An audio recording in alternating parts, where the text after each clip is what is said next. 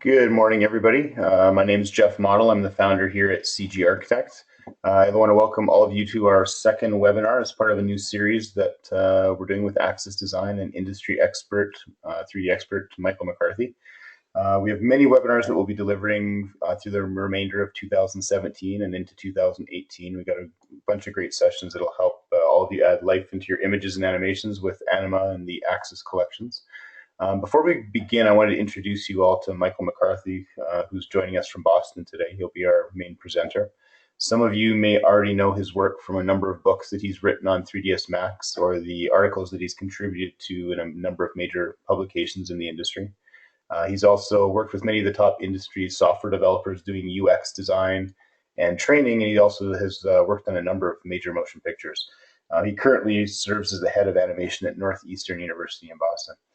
So before I hand the reins over to Michael, I just wanted to give a bit of information about how the Q&A works today. We've got a number of people online from Axis Design who are monitoring the Q&A section that you'll see in your interface. So even though all of you are on mute throughout the webinar, feel free to ask questions throughout, and they'll be doing their best to answer those questions for you.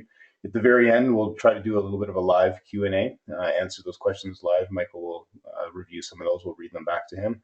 And if we don't get to your question by the end, don't worry, we are recording all of these, so we'll make sure to get an email reply back to you if we run out of time. So with that, I'm going to hand it over to you, Michael. All right, thanks, Jeff, and welcome everybody. We're thrilled to be doing this webinar with CG Architect and to have you guys all here. Thank you so much for your time, and I hope we learn some interesting stuff. So in this webinar, we're going to focus on architectural exterior scenes and adding some characters and some people and breathing life into those. And we're also going to kind of do a little bit of a review of some of the basics of Anima. Some of you who were in the last webinar, that'll be a little bit of a refresher, and some of us who are new, you'll get a little bit of a taste of just how the general interface works before we jump in to our Evermotion architectural scene. We're also just really pleased to use the Evermotion content. It's excellent content, and we're really happy that those guys allowed us to use their stuff in order to demonstrate how a professional architectural exterior scene would handle crowds. So without too much further ado, I did just want to reiterate though, when we are going over some of the stuff in the slides and the general UI, we're going to jump into the 3ds Max scene and bringing people back and forth and things of that nature really pretty quick. So that'll be a little bit more of a fast pace, I think, than the general overview that we did in the last webinar. Okay, so let's get started. Let me just click here, and I'm going to move this over here. All right, so a little bit about Axis Design. We are trying to be one step ahead as far as the quality and the artistic quality and animation you can bring into your scenes. Really trying to, again, just be a step ahead as far as focus on ease of use and quality. We're always innovating and trying to think of what's next, and not just like what's next in the industry. What's next for the artist is super important. Another thing that we're really trying to focus on with Anima is the tightest integration with the partners of the software that you guys use. So whether it's 3ds Max, Cinema 4D, a special renderer like V-Ray, Arnold, Corona, we want to make sure we have kind of the tightest integration possible there. And as I also said, we're focused on empowering artists and kind of going with that goal, not from a standpoint of just oh, people want to just put some people in there and have them kind of quickly set up. We want that ease of use, but we know that artists need that quality that sets you apart from everybody else in the industry. So those are some of the focuses of the company themselves. Briefly, I wanted to chat about Anima 2.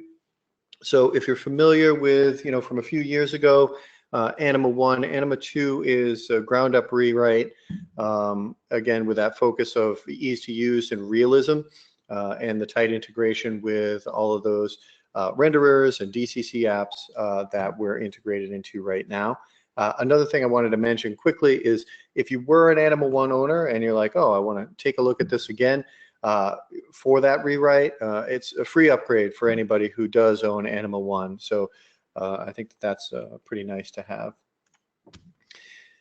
Just recently, we released, actually in the past couple of weeks, Anima 2.6. So since Anima 2, we've had 2.5, now 2.6. We're really trying to push the updates as far as, of course, bug fixes and new features that we can deliver to increase that the quality of the software and what you guys have. So all these we look at what people are requesting. So in this latest update, we have things like support for the Arnold renderer in 3ds Max 2018. Really nice update to FBX imports of backgrounds. They're up to 7 times faster importing, and that's really important to us, is just to make sure that that back and forth is sleek and smooth and fast as it can be. You know, a lot of these architectural scenes, they're pretty heavy scenes. So, you know, sometimes it's okay to wait a few minutes for it to import. Sometimes you need a little bit of faster feedback. Another great piece that we put into 2.6 is the FBX exporter. So create your characters in Anima and actually export those characters as FBX. Multi-threading for loading in backgrounds, and linking props in 3ds Max, which is really pretty cool. We'll take a look at not the actual linking process, but how that comes over into Max. And we actually have a pretty nice video out. I believe we sent an email about it. If you're not on the email blast, you know, please go ahead and sign up for that up on our website. We always have a full list of all the things. I'm trying to highlight a few of them, but if you kind of click over here, you'll see that, you know, the actual release note update list as far as features that were created just for 2.6 and bugs that are fixed is, I don't know, pretty impressive in my point of view. So that just got released.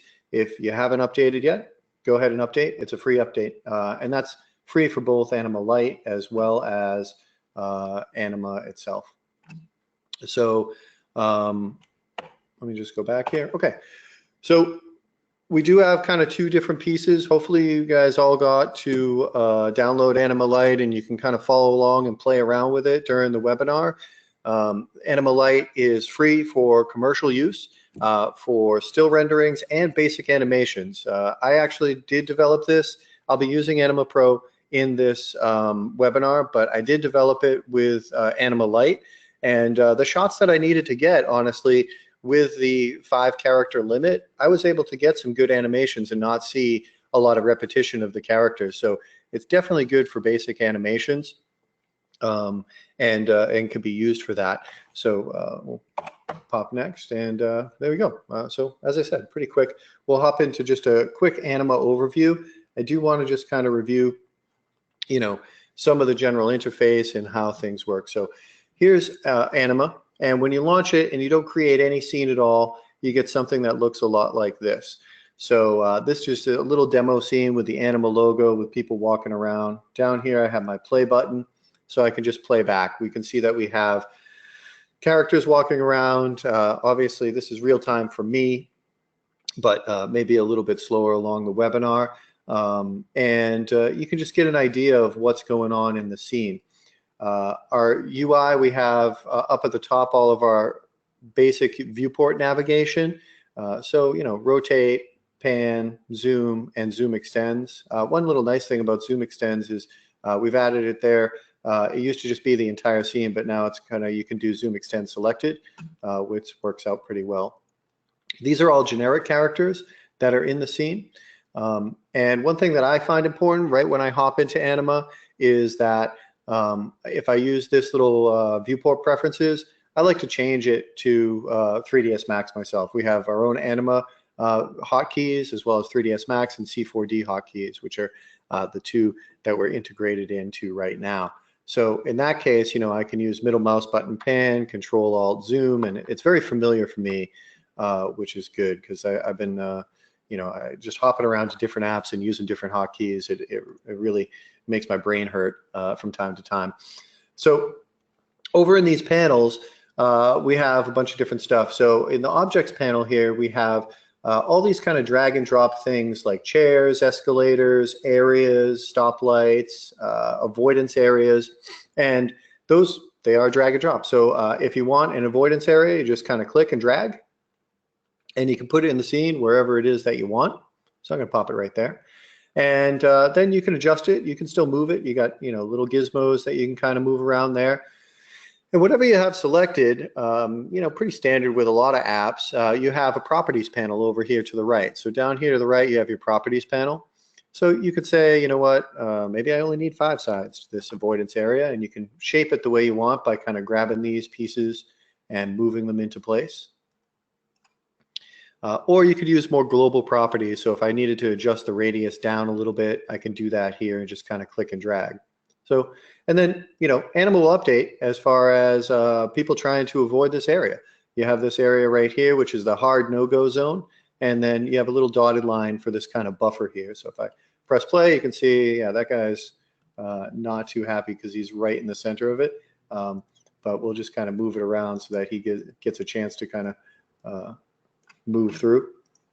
And then he'll just avoid that area and move through, and then avoid other people along the way. You can see a nice shoulder dip there with the characters avoiding each other and things like that. So all these things like seats we'll see in our scene today are just kind of drag and drop into the scene.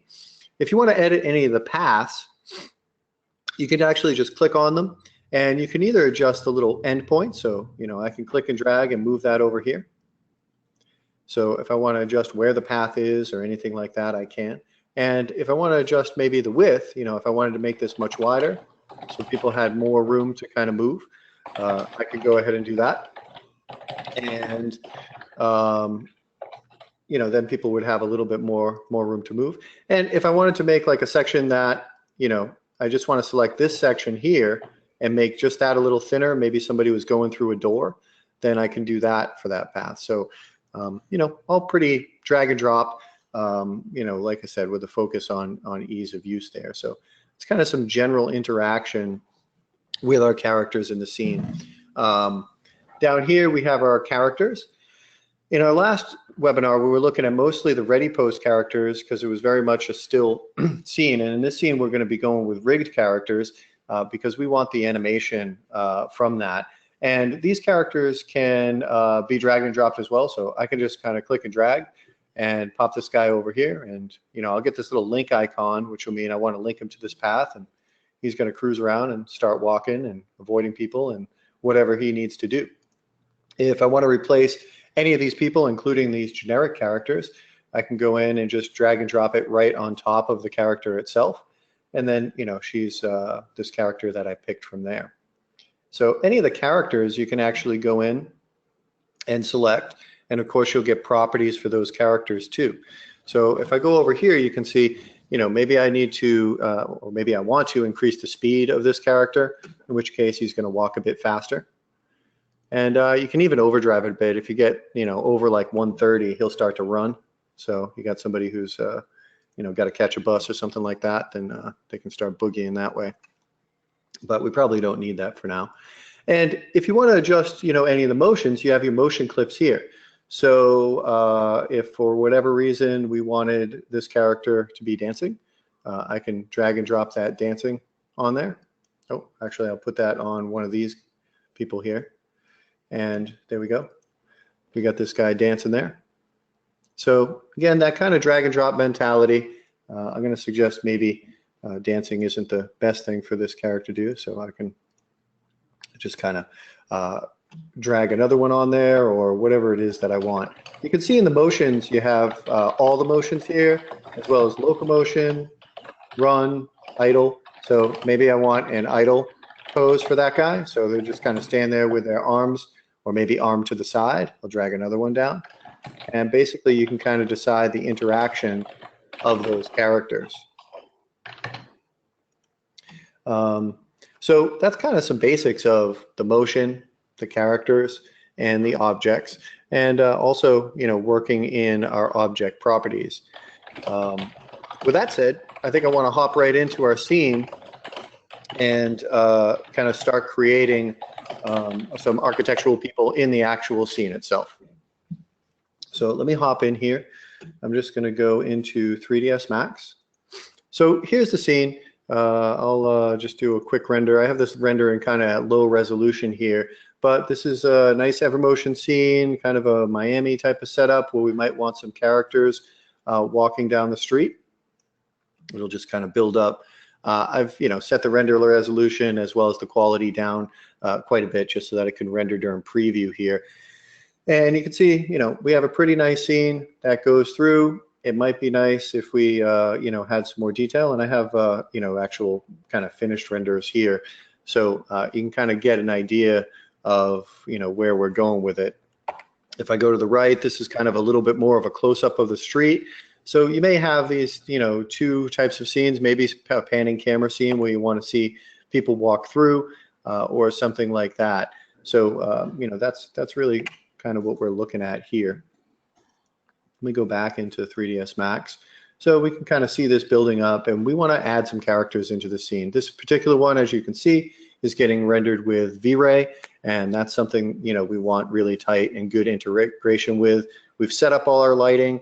We've set up our textures for the scene, and we want the people to just come in and look great. I mean, that's really the goal. So I'll just cancel this rendering. And the key here is this is a pretty heavy scene, and certainly we could just export everything over into an FBX, but it's going to be a pretty big FBX. I mean, there's a lot of different details. So I'd say a really good workflow is to go in and say, hey, the things that characters are going to interact with, I don't know if it'll be the car, maybe someone's going to get in the car, maybe it's going to be seats, maybe we want people seated on this seat, but potentially we don't need that bike, or maybe we do for reference. But we want to go in and kind of just select, you just use control and select the things that are going to be important. This bush, not so important as far as my characters. This tree, not very important, but where the tree meets down here and where we want people to avoid the tree, that's certainly going to be pretty important. So you can do this pretty easily. I've just made a quick selection set here. And this is the stuff that I'm going to export out and bring over to Anima. So to do that, we just simply go to export, and we'll say export selected. And then I'm just going to export this over. So I've created a little page here, and here's my FBX file that I saved out earlier. And I'm just going to say save. Sure, we'll replace it. Why not? Now, in here, there's a couple of things to look at. The first thing I look at is just make sure that your units are the same and that you're cognizant of what those units are. You're going to be bringing people back and forth, and they'll be generated based on these units. So it's good to really remember that. And then if I go down here, I happen to be in 2016, but 2016, 17, 18, with the latest release, you can choose the, whatever the top FBX is there that you need to export. And that's pretty much all we need to do. So I'll just say okay, and Max will do its thing and export that away. It's giving me some texture material issues. I'm not really concerned with that. I'm really only concerned with the geometry. So I don't really need to worry about that too much. Okay, so now we're kind of all set inside of 3ds Max. Let's pop over into Anima. And the thing we're going to want to do is just create a new project. So if I go here and go to project, new, I'm going to create a new project. So I'm going to call this city street. And I do want to make sure that I've chose the correct units here. So I just looked at those units. You can look at them in Max as well. But I want to say, hey, I know that those units are centimeters, and that's going to be important. So I'll click new. And then I can actually have multiple scenes in this project, but I'm just going to stick with the default right now, which is the my scene 1.ani, and I'll open that up. So this should give us a blank slate. We've saved the stuff out, but it's going to be, it creates the whole project structure and puts all your characters and everything in there for you, which is, really pretty handy. So the next thing we want to do is go in and import our model. So I'm just going to right click and say import background model. So again, that was right click, import background model. And I'm going to go to that webinar and hit city street 01. All right, so I'll open that up. It should have the correct units because this is the way I set my project up, but if for some reason it doesn't, you can choose something different here. We're coming from 3ds Max, so Y up is the correct default. If you're coming from somewhere else, maybe it would be a little bit different. And really, I can just say import. So we get a little more information with 2.6, which is nice, and you can see or really that speed of import. So we get our model right in here, but we didn't bring everything over either. So it's not a huge model. It's 16 megs. It's pretty manageable. So I can just zoom in here and see what I have. So I have these seats where I might want to put some characters. I can see this setup here. And what Anima has done is it's gone through, it's imported our model, but it's also created collision detection for everything in here. So if I want to go in and add some people into different places, I can easily do that. So if I just click and drag this guy out here, you can see that wherever I move him, he can stand on that seat, or he can stand up there on a stair, maybe on top of the building. So there is a roof deck up here, so it might not be too crazy. I can do that. I'm going to just right click to cancel that. Another thing that I can do is that I really like in here is this little slider. So we looked at this in the last webinar, so I can move that up and down, but this is pretty good for putting people in different places. I'm not sure it'll be useful here, but if I just go down here, it makes it really easy for me to say, you know what, let's stick this guy there. Maybe he's hanging out in a window. I think this is maybe a parking garage, so maybe that's not going to be useful, but you kind of get the idea. And once I place him, I can move him wherever I want, and he's just kind of standing there. I can press play. He's hanging out, talking to himself up there. And just like we talked about before, I can either go and get, an idle pose. So I can just drag and drop that idle pose on him, or I could do some of that in this properties, which we'll look at a little bit more. So now I'll just zoom in on my friend here. And he's standing on that floor in his idle pose. Not a lot of movement, but from time to time, he'll kind of move his head back and forth, shift his weight a little bit. And that's the type of thing that we're kind of looking for there. Okay, so the first thing that I would do here is I have this walkway. I want to get some people on that walkway, so I need to create a path for that. We have our two kind of main tool icons, this one for selecting and working with characters, and this one for creating walkways. So I'll just kind of click and drag. I'm going to just click on this end and then drag all the way over to here. And then I'll right click to stop the creation process. I might just kind of move this center over a little bit. And then I'm going to grab the edge and make it a little bit thicker. So I think I want it maybe something like that. So people kind of walk through. There's a little bit of buffer between them and the wall. And there I've created my path. If we zoom in, we can see that the path has actually been generated, and it moves over things like this, and it'll move over steps and uneven walkways, and that will allow you to control your characters. They will also move over those steps and uneven walkways, which is really pretty nice. So I'm going to zoom out, and with the path selected, you can see in the properties panel, we have well, a bunch of different options that we can choose in order to create our characters. What I'm going to do is just, with no setup at all, just click on generate. So I'll click generate. It'll go through and it'll generate some characters. It'll use all the defaults, and we'll see our characters walk in there. Down here, you can see, what it used in order to generate those characters. We have 5 actors, 5 characters, and I could just press play. And they'll kind of cruise along throughout. And we should actually even be able to see, let me grab this guy here, just to give you an idea about those steps. We actually don't want this character walking over this, oops. But you can see that they actually do like step up and step down around different things. So we'll be going over stairs and escalators a little more in the next webinar, but it is kind of neat just to see, wherever you put these, again, uneven terrain, stairs, people will, adapt to that, which is really nice. So I think I probably want some more people than this. It's a little bit sparse. I'll just go in and type in 10. And I can say generate again. And it'll go through and just generate those people. It'll put them on the path, and we'll be able to press play and see them kind of walking through. So now we have a good deal more characters here. and they're cruising through. Okay, so another thing that we can adjust here pretty quickly is the distribution of those characters on the path. So by default, I think we have something like this, but if we wanted maybe it to be a little bit more of kind of grouped people that are kind of separated, I can go in and click on that button and then click generate. And you can see now we have people who are kind of in groups, maybe groups of 2 or 3, and they're kind of walking through, which could be helpful. And if I wanted them all in a straight line, I can click on that.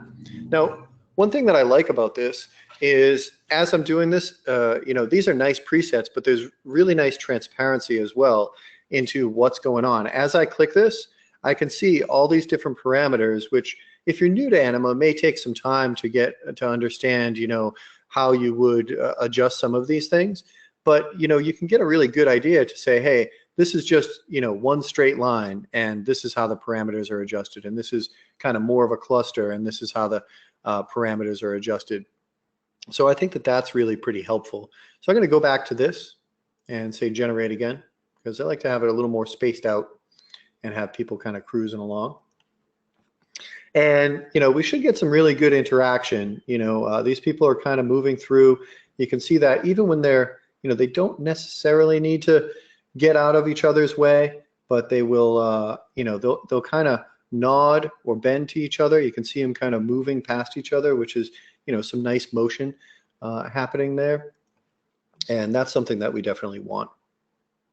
Now, another option that we have here is you can see that this has generated all these characters, and it's just all the 25 characters that I have here. If you're using ANIMA LITE, it'll only use 5 characters, and you can usually get away with those 5 characters in a lot of cases, because if I go to this particular guy, one thing I always adjust is this texture variation. So I can just kind of, I'll go and grab that zoom extends and just kind of move in on him. And, I can adjust about, 4 different types of texture variation. So depending on your distance, for this long shot that we're talking about, let me just bring up PD player here. This far away shot, it's very possible that, some just texture variations could work for those characters. And maybe even the closer shot, just people moving in and out, the texture variation might work there too. So I think that is, something kind of good to have. Now, we may say, you know what, for whatever reason, I don't really care for this fellow. Maybe there's too many people in suits and we don't dig that. So you can actually just drag and drop the character that you would want, because these were all auto-generated right on top there. And then that character is going to move through. Our timeline was reset, but you'll see him kind of move through. And he's got kind of a dark shirt on, so I'll change that to a nice purple shirt with some texture variation. So you can replace any of these characters if you say, you know what, I want some more women in the scene, then maybe I'll replace that guy with this girl, and they'll kind of go through, and you can adjust things like that.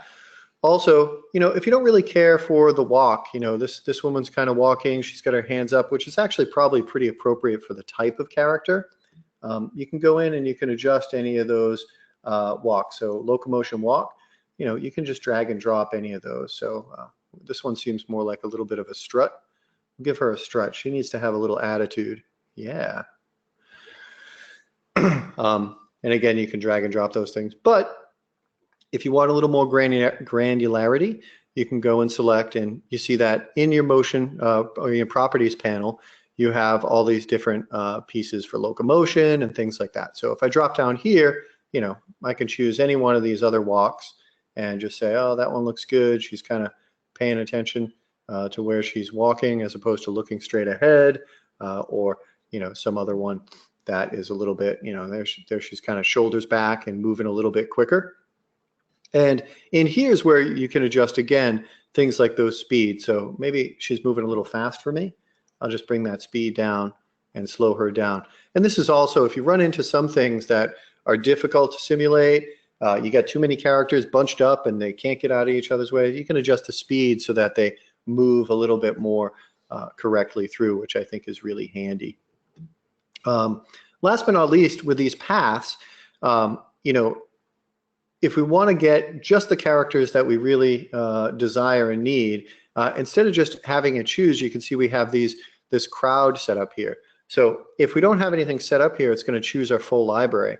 But if we want to choose who we want, we can say, you know what, this lady is nice, and I like this guy with his t-shirt. He seems like a fun-loving individual. This fellow here, you can go through, kind of control-click these people. And it'd probably be good if I had maybe 10 of them. I liked her in there. And you can just click and drag. You can move them over into this crowd, and then these will be the ones that they use. So every time you generate, regenerate, adjust some of these things here, then these are the characters that are going to be used. So you can really pick and say, oh, well, I'm doing something in a park or on a sunny day, and I want people with t-shirts and whatever that happens to be, and just, you know, really pick and choose those characters.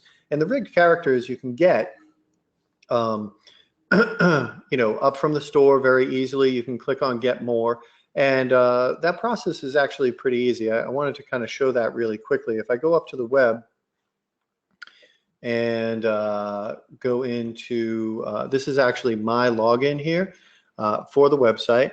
Over here you can see a little login to your account, which I'm logged in. And when I go to my account here, you can see I have some stuff that's been downloaded. So if I wanted to use maybe this guy here, all I have to do is click and download it. So if I purchased it and I want to click and download, I can grab that person and they're just downloaded into my downloads folder. Now, one of the cool things about this is Anima, as long as it's open, or even when it opens, it looks at your downloads folder to see if these people are there. So there isn't kind of a long process of how do I get these installed and where are these people, and you know, can I add them in to my setup? So as soon as you kind of, if you want to purchase new people, you can certainly do that. So my download is complete there. And when I go back to Anima, it says, you know, it detected that in my downloads folder is this person. Do I want to install it? So I'll say, yeah, I want to install it. Sure. Okay.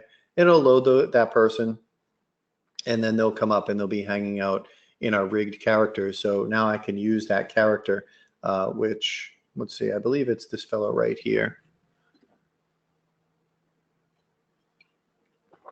So, you know, now if I want to say, you know what, instead of that guy, let's use this guy. He's got a little higher sleeves or what have you. I can kind of bring him in and use that character. So that's kind of the process if you wanted to get some new characters and, you know, have them specifically for that architectural exterior scene that you're working with. Okay, so we've adjusted some of these people. One thing I do want to add is I do want to look at this seating setup, and that's pretty easy to do. So I'm going to just kind of zoom in here to these seats. And from the objects library, you see that we have some seats here. So I'm going to click on this and I'm going to drag. And these also have collision detection. So you can see this little seat object, which is a little overlay. I can kind of put this anywhere. So, I mean, if I want someone kind of seated on some stairs or seated on a pedestal or wherever it is, you know, I can put it kind of wherever I want. That being said, like maybe somebody, if there wasn't a wall here, seated here and with their legs hanging over, that might be useful. But the seated characters, you know, they are meant to be posed in, you know, a seat that has a, you know, a distance from the ground that's pretty normal for any seat. So I can just kind of click on that there, and I can kind of position it. Actually, I didn't want it there. I wanted it here. So I'm going to move it over. And I could either copy and paste, or I can move that over here like so. And then let's grab one more seat. We'll have somebody seated over here. And this one, he's going to be alone or she's going to be alone, so we'll put it over there. And now once I have these, similar to a path, I can take these characters and I can put them over there. So let's see, maybe I'll say this girl, I want seated here. And you see we get the little link icon. I can position her wherever I want. And she just, if I dropped her here, she'd just be kind of hanging out in a, in kind of an idle pose. But if I want to link her to the path, she'd walk. And if I want to link her to a seat, she's going to sit in that seat, which is really good. And then I'll give her a buddy. So I can have her sit here. And then they can kind of sit down and talk. Now there's a couple of different setups. So I'm going to set the female idle for this character. So she's just kind of sitting there with her hands there, and this one's actually talking. So you can see that, one's kind of got a little bit more motion, one's kind of talking a bit, and that's kind of nice. And then I'm going to go up. We'll grab this guy and pop him over here. Just pan the view. And now he's going to kind of be sitting there, and he has the male idle sitting. And these are good to adjust because, if I had this guy talking, might look a little crazy. And I don't know that's what we want to promote for our architectural exteriors. There's crazy people hanging outside talking to themselves. Or I don't know, maybe he is looking at him, so maybe he's trying to get their attention. Anyways, we can set this to whatever it is that we want. And now we have some people kind of sitting there in our scenes, which is really nice.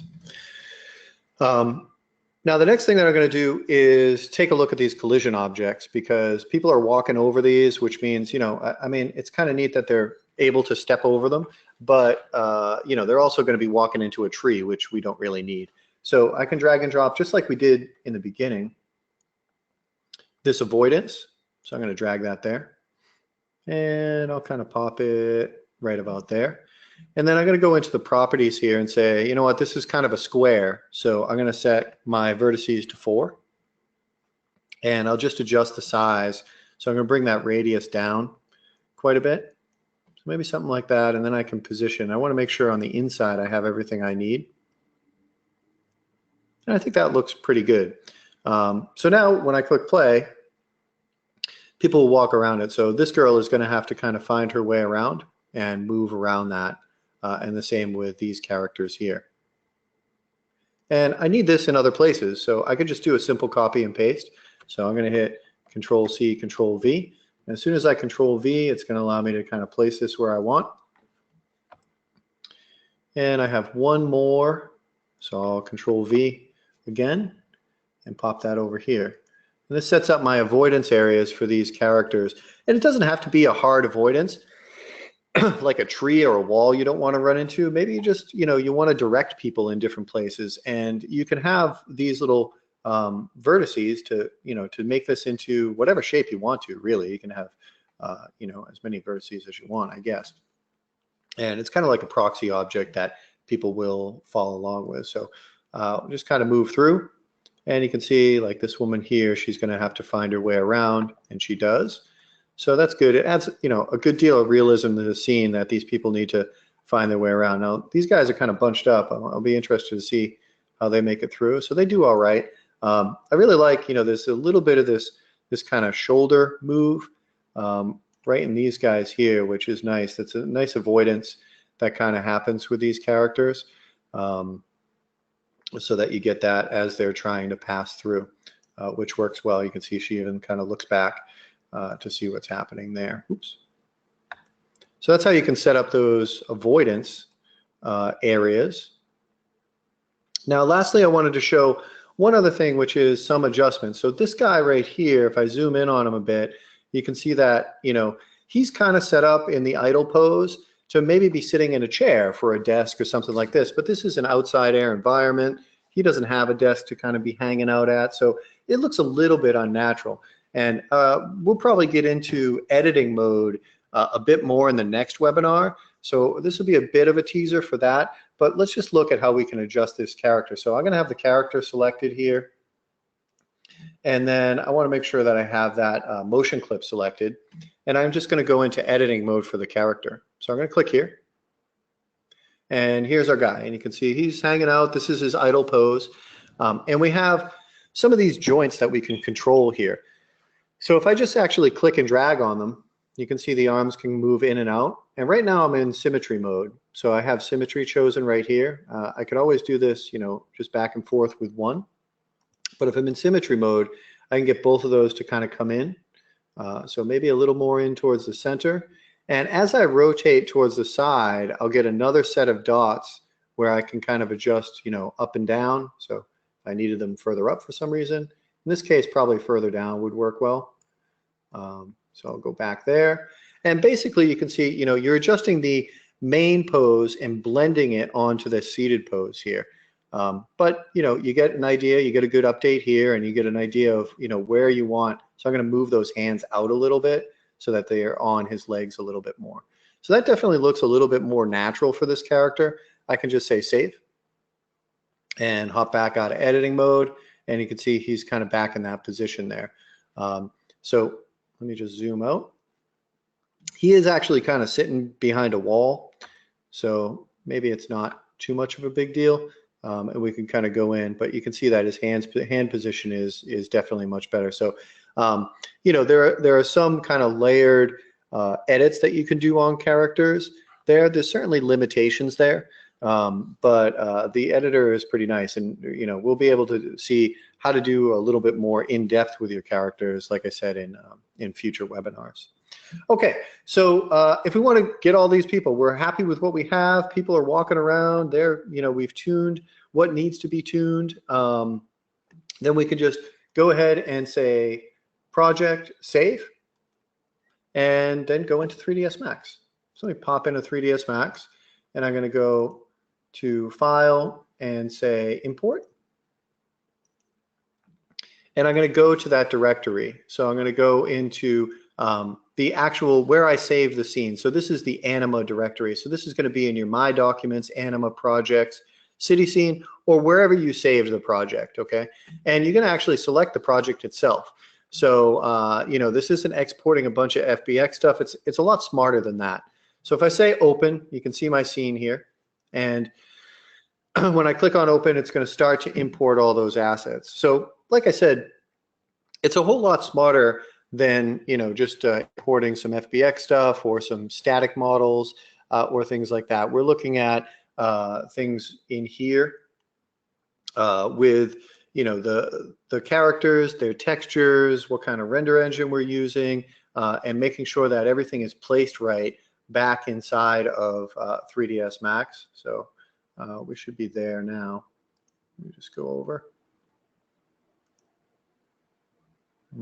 My monitor is giving me trouble here. There we go.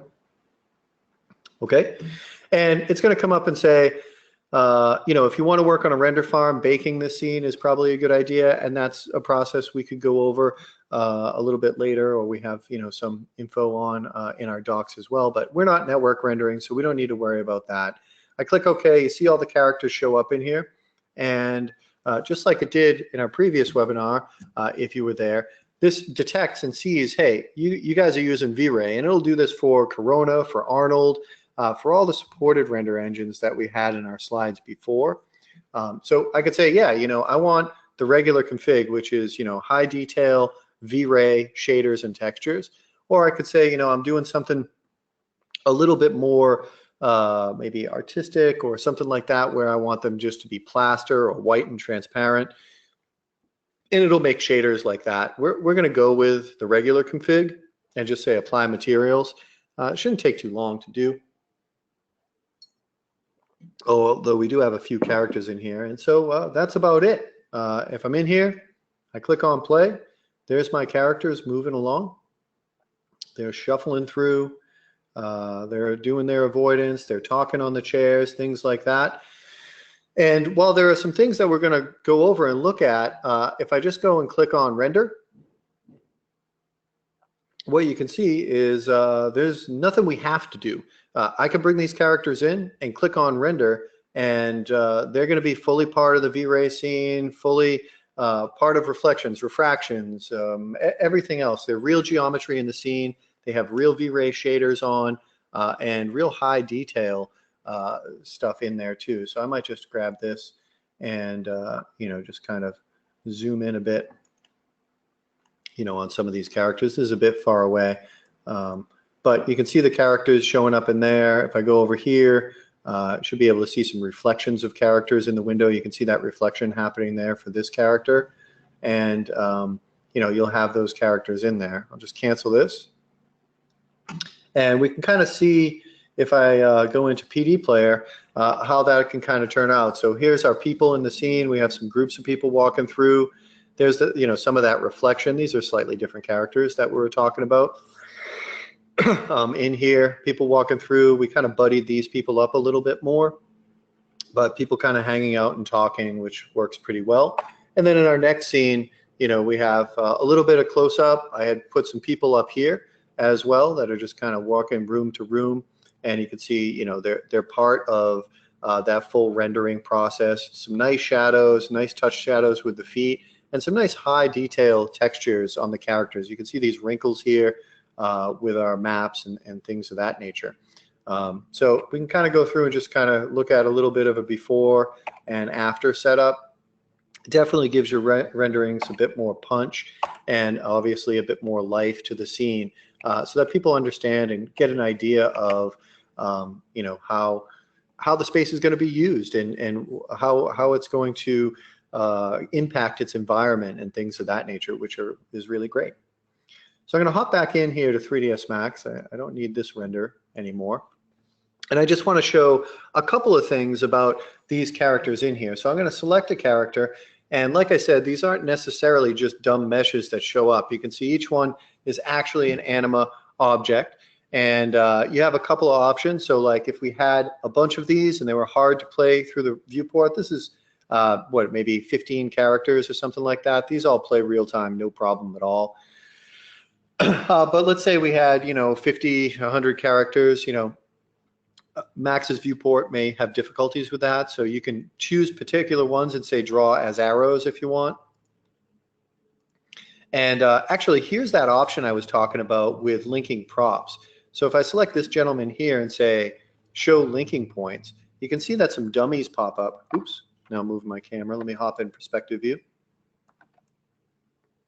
So you can see that there's some dummy link helpers here that kind of show up, and I can select them, which means I can take those and link a cell phone, a handbag, or whatever it is that I want, again, to better differentiate your scene from your competitors, other artists that are creating this stuff, so that it's not all just the same stuff kind of populating through.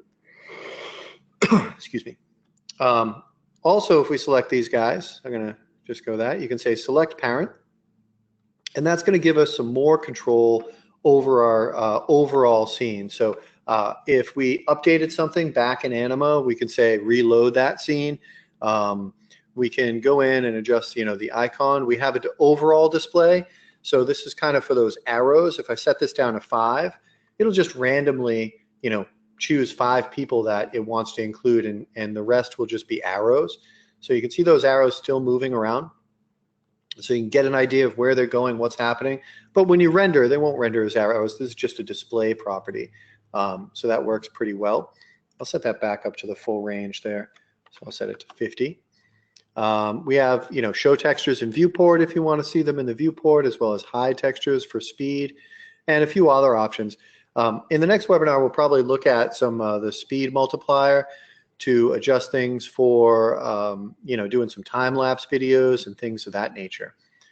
Now, the other thing that I wanted to show is while these do, render out and we build up those V-Ray materials, if I go in and select my material editor, I want to show, we just moved in here and you can import your stuff and click render and you're pretty much set to go. But for those of us who do like to tweak some things and be able to adjust some things back in 3ds Max, you can see that we have these characters in their materials. And the reason I'm showing this is it's not black boxed.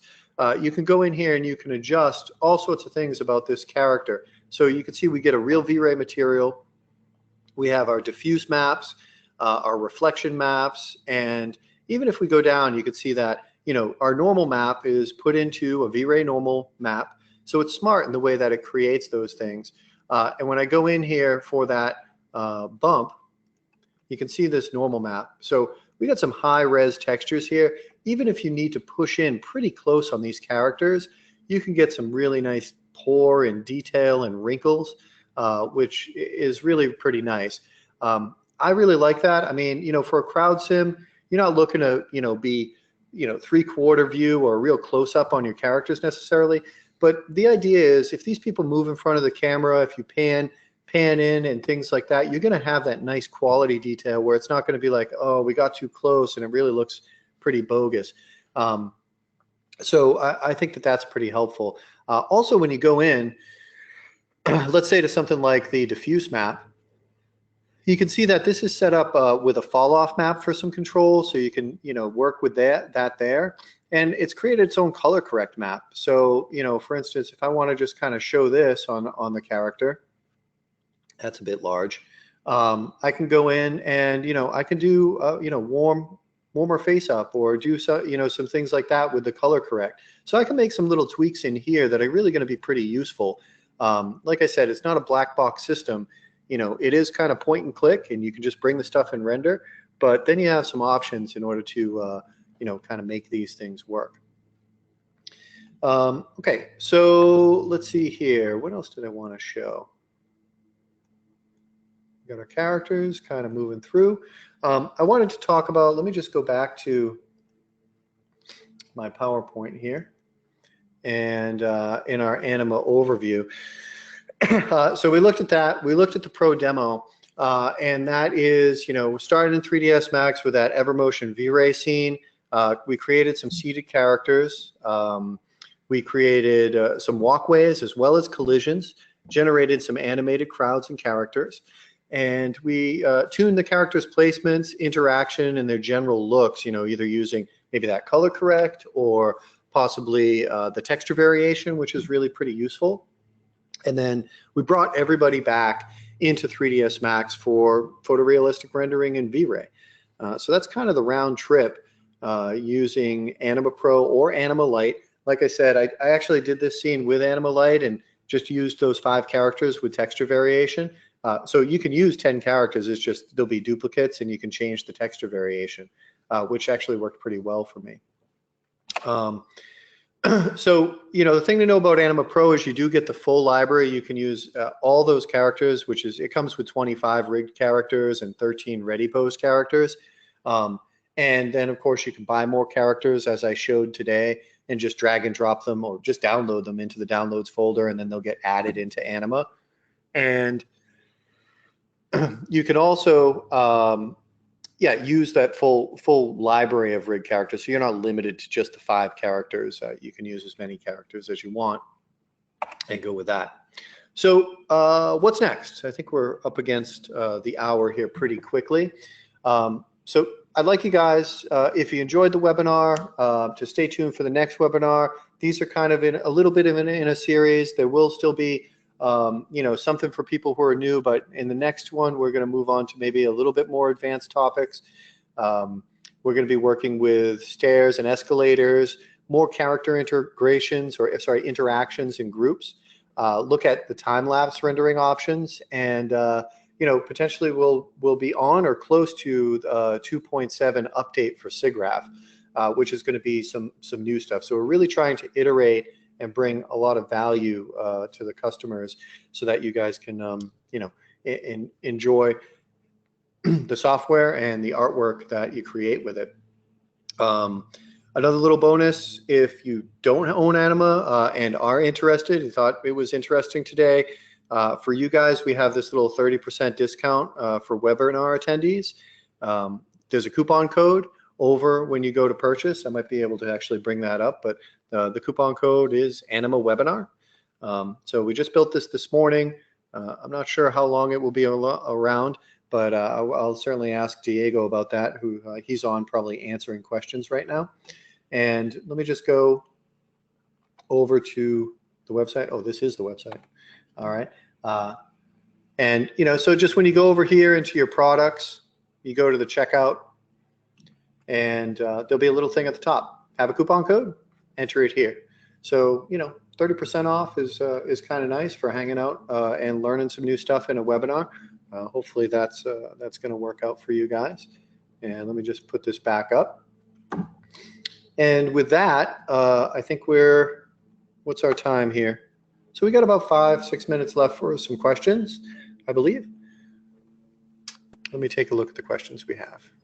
Yeah, thank you, Michael. Yeah, we're just the team at Axis has been doing pretty good keeping up with the questions, but we'll hang out for another, say, 5 minutes or so, and take any more questions, and maybe we'll read them out to you as they come in. Yeah, any questions? I think there'll probably be a little bit of a survey after the webinar, but if people, hey, this is what we want to see in the next one, this is what we enjoyed about this one, those are all good things to post up so that we can know. So I'm going to just take a look and see if I can see some of the questions and maybe read them out. So showing the FBX export, I think that's a great idea. We can probably look into showing that in the next one. All right, I'm just looking at these questions here and see what people, can I use ANIMA with AE4? So I think we'll stay tuned for that. Please give us a sneak peek. I think if we are on track for a 2.7 update for SIGGRAPH, we'll be able to give you guys a sneak peek potentially at on our next webinar, and certainly at the show, and we'll be showing some new exciting stuff at D2 too, or D2 as well.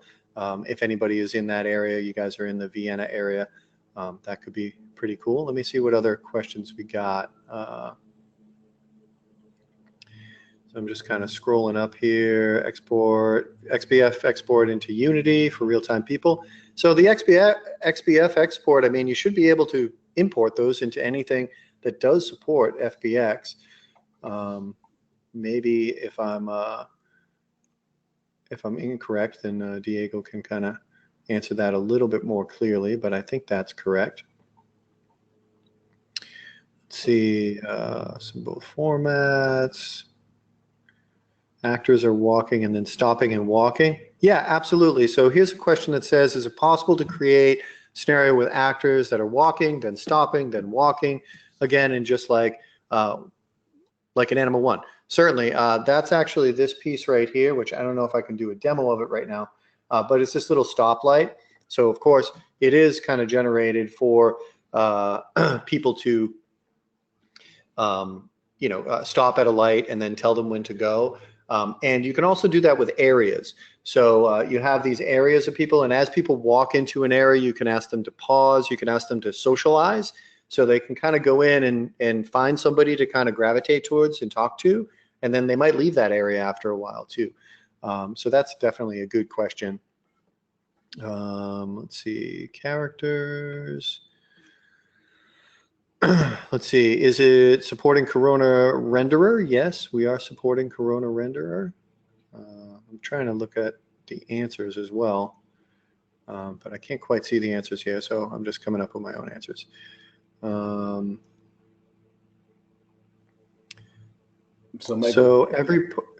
ahead. Show answered questions checkbox there. It'll kind of filter out to the ones that you haven't seen. Oh, okay, good. Thank you.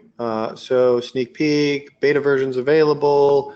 I'm sure we do have a beta program, so I would email myself, so I'll put that email up, or even just support at Axis. You can request to be on the beta, and we'll certainly try to oblige. Any sports animation? Yeah, we have some cheering. As well as some other things. There's been some success actually in the latest, I don't know if I can bring this up on the website, but let me just go here. So on the home page, should be on our home page. Let me go to home. We just had a little, what is it? Sorry, competition, and somebody did a crowd set up there, and we've had things like that done before. So we have crowds cheering, we have people laughing, standing and talking, raising your arms and things of that nature. So always getting more motion clips, better quality stuff in there. So definitely some things for sports. I don't know if you meant more sports spectators or sports, actually people playing in the sports. We did see how you can make people run, and there are there's only really one run locomotion, but I know we are working on new locomotion clips, so I'm sure we'll have some more running coming in soon. Let's see. All right, so I think that's all of them there. And let me just go up and just see if there's like other questions that were answered and would be interesting. Will this be recorded? It is recorded. I think you can email Jeff, the CG Architect guys, and they can send a recording. We're not really posting them publicly, to my knowledge. Yeah, So like, either actually, if you missed it or something. Michael, Sorry. at the end of excuse me, at the end of the webinar, within 24 hours, everybody who attended or wasn't able to attend will get a link back to the webinar, as well as contact information if somehow another question came up that we weren't able to answer as well. Great. All right. So I think that's about it, and I don't see a lot more questions coming in if I uncheck unanswered one. So what are the options for students? So we really want to support students. Right now, we are going with a free for actual institutions. So if your institution, you're a student there, you can ask them to contact us, and we're really trying to go with this model to support students. So we're definitely making them free for the lab. I'm not sure on a individual student basis how we're working, but we're definitely, I'm a teacher, as you heard Jeff say in the beginning. I head the animation program of Northeastern here in Boston, and I think it's really important for students to have full access to software. They're not, students aren't people to be making money off of. They're people who want to learn, and we're going to make it as easy to access as possible in that regard. So questions about suggestions on best ways to render final animations for people, calculating lighting for every frame. I mean, it's going to be pretty similar to, it's not going to be similar to a walkthrough animation. So, you are going to have to do that. You're certainly going to have to use brute force either for your secondary bounces or double brute force. There are some ways to kind of calculate that, but you are going to have motion all the way throughout your scene. So depending on what renderer you're using as well, is going to depend on those options. But if you are using V-Ray, then you're going to have to use something more like what maybe some of the VFX guys use in some cases. But maybe that's something we can make a tutorial around and a video to kind of show best practices for animated people in a scene. All right.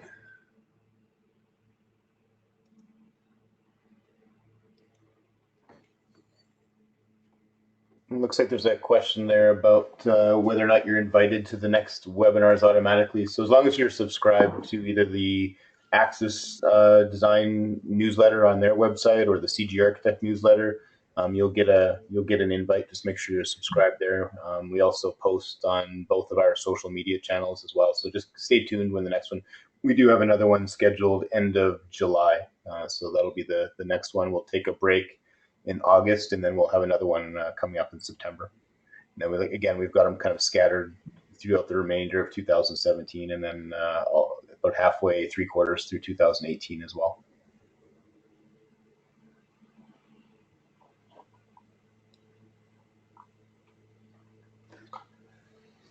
So it looks like the questions are starting to wind down now. So Michael, thank you for presentation today, and thanks for the whole Axis team for answering all the questions behind the scenes for us today.